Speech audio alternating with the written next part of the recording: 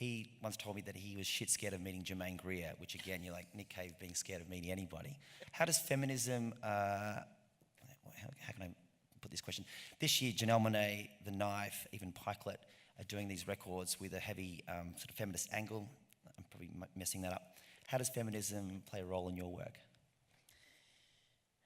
Well, I think feminism winds up playing an accidental role in my work because I never deliberately write, attack, or perform anything as a feminist deliberately. Mm-hmm. But I think my agenda and my motivation are such that the fallout is very feministy, if that makes sense. Feministy, very good. Well, I don't think very much about what I do. I do it and then I figure it out usually, or I let people like you figure it out. But the conversation right now is actually really interesting as feminism comes back into the conversation, even just the word. Because I always considered myself, the way feminism was defined to me as a teenager, it's like, well, of course if this is what feminism means and, I should be able to have the same job, do the same shit, climb the same tree, whatever. Yeah, of course I'm a feminist, but doesn't that seem obvious? And there is this problem where a whole generation of women coming up are kind of embarrassed or ashamed or afraid to call themselves feminists because feminist is now sort of in this fucked up box with its own weird baggage. And it's nice to actually see that evaporating a little bit. It seems like we're coming back to the point where we can reappropriate the word, because feminism as defined by the way I grew up has definitely backslid, and that's scary. So, as I move through my life and make choices, it's a lot like political stuff. I don't want to stick myself in a corner where, clearly like my agenda is a feminist agenda. Actually, my agenda is an artist's agenda. And hopefully everything useful that I can do is going to fall under that umbrella. But I think artists can get into a lot of trouble just getting trapped by the political, because I'm much more interested in making art that will free people and make them think or make them compassionate towards each other. I'd rather do that and make art than sit there and tell people to do it, which doesn't work in my experience. Excuse me. In terms of criticism, you're one of the most polarizing artists going around. I remember hearing your version of Idiotech by Radiohead on your ukulele. It was on the FBI radio. I nearly crashed the car and I wasn't even driving. Conversely, I gave your Amanda Palmer Goes Down Under a 1-star review a few years ago and said, sounds like Amanda wants a visa. Oh, thanks. I didn't. How much criticism do you read, and how much do you sort of take on board? What didn't you like about the record? It felt a bit hollow, like the production just didn't really lift me. Oh, the production was pretty, it was a live record, pretty much. You didn't like the songs? Not really. Even Australia? Map of Tasmania. Map of Tasmania is its own thing, but I love the ukulele stuff. Yeah. There's some good songs on that record. That was very much I approached that record unlike any other and just put a bunch of stuff together and put it out. But generally, I'd read reviews when they come my way. I don't obsessively Google. I think that can just get dangerous and exhausting. But I am very envious of and in awe of artists who just stop reading their press, or have gotten to that point where they've stopped reading their press, because it does feel like it can poison you artistically if you get into a volleying match. You know, if I made my purpose in life to just try and desperately try and make a record that you liked, I would just suck. No offense. I mean, I'm sure your taste is great. But if I were making a record to make you happy, it probably wouldn't be a very good record. Yeah, and I wouldn't want that. Right. So I want to make the record that I want to make, and I want to write the songs that I want to write, and I just have to work on the ongoing assumption that absolutely not every critic is going to like every record. Not every fan is going to like every record or every song. And if I really were the sort of artist who was aiming to please the greatest amount of people, I'd be a pop artist, maybe, or I would just write George Winston-y pretty piano songs with no vocals, or do something as inoffensive as possible. But that's not interesting to me. No. You got a dirty secret. You told me backstage that you don't really listen to music that much, but you just reviewed Janelle Monáe's record. Yeah. Tell me about, you said you listened to it once and reviewed it on the basis of that. Tell us about that.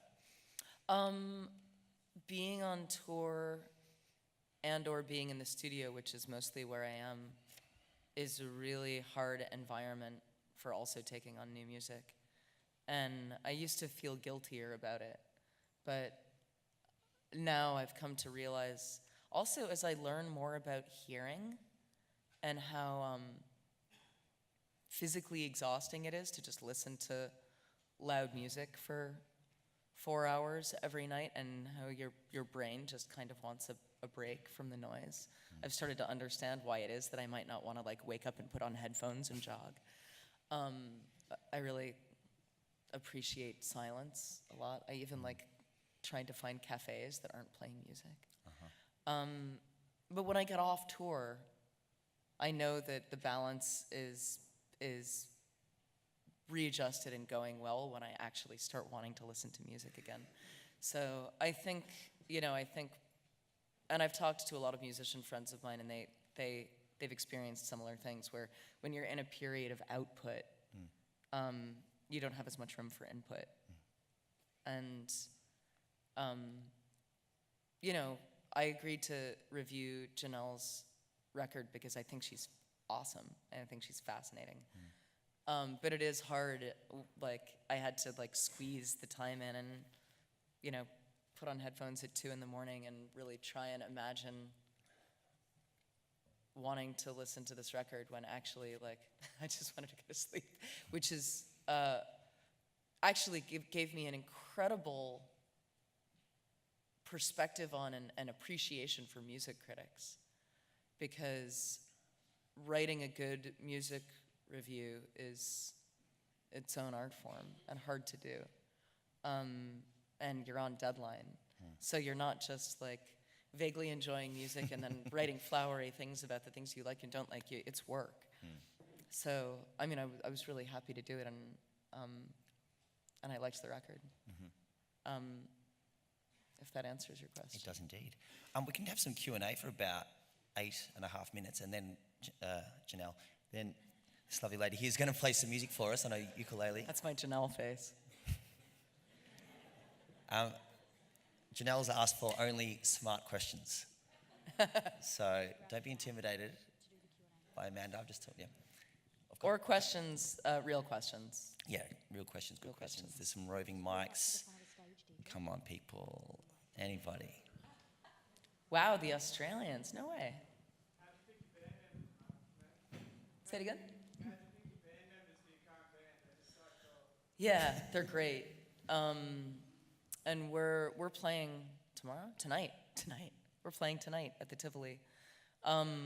They came to me, 2 of them actually came pretty much directly through a good friend of mine named Jason Webley, who's awesome. And if anyone here has ever seen him, you could understand that anyone who's been in Jason Webley's band just is like immediately doesn't even need an interview, because he's such an amazing human being and musician.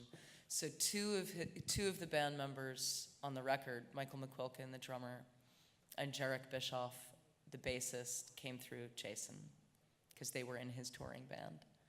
And then Chad Rains, who is the guitarist, synthesizer player, was a friend of Michael's, the drummers, from Yale, because they had just finished drama school together. So that's how it pieced together.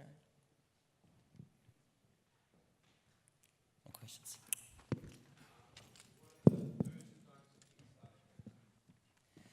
The do's and don'ts of Kickstarter campaigns. There's a couple really simple ones. And I look at a lot of campaigns and see people making a lot of common mistakes. Two easy ones is the video to pitch the project is really important, and it should be short, and it should explain what you're doing, which sounds maybe ridiculous, but there's a lot of videos that get very off topic, and artists will like spend 7 minutes showing amazing things that they've done over the last 20 years, and that actually really is completely unnecessary and will bore people.